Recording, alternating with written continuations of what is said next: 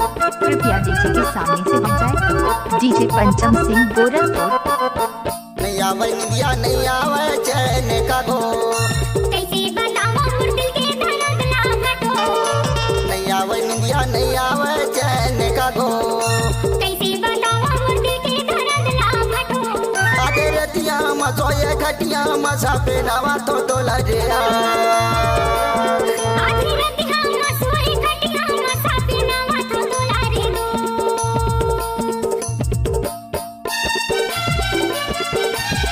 DJ पंचम गोरखपुर।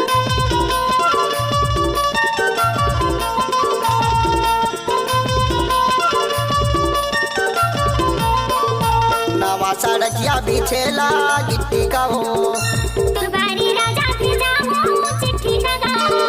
नवा सड़किया बिछेला गिट्टी का हो, तुरबारी राजा फिर जाओ चिट्ठी लगा। आधे रतिया मसोए घटिया मसा पे नवा तो डोला रे आधी रतिया मसोए घटिया मसा पे नवा तो डोला रे मिक्स बाय डीजे पंचम।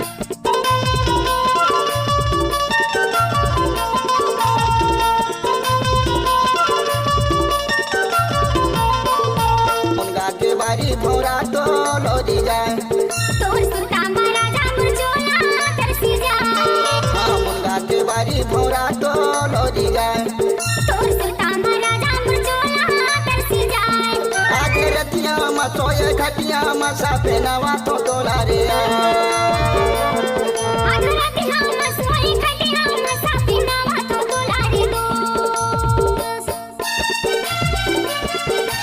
डीजे पंचम सिंह गोरखपुर।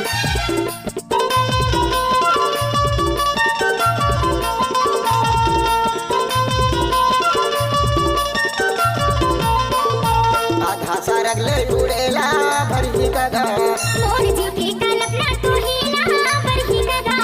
हाँ आधा सरग ले उड़ेला भरी गगा, मोर जी के कल्पना तू ही ना बरही गगा।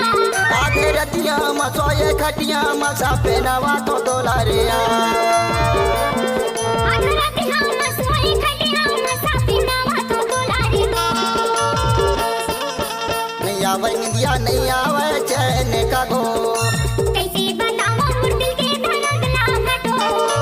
नहीं आवे निंदिया नहीं आवे चैन का गो, कैसे बताओ मोर दिल के धड़क ना घटो। आधे रतिया मसोए घटिया मसा पे नवा तो डोला रे आधी रतिया मसोए घटिया मसा पे नवा तो डोला रे आधे रतिया मसोए घटिया मसा पे नवा तो डोला रे आधी रतिया मसोए घटिया मसा पे नवा तो डोला रे सापे नवा तो डोला रे सापे नवा तो डोला गया। सापे नवा तो डोला रे